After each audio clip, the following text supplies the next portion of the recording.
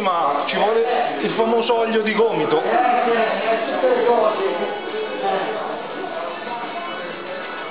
Qualcosa non le lasciano fuori. Che tu dici? L'alluminio? È quello che non è che c'è il tronchi, è tutto un blocco. Andiamo a mangiare? Sì, va bene, dai. Mangiare. E dalle 11 sempre agli ospedali, mi fa andare via. Va bene, dai. Statevi bene, ciao! Ciao, ciao.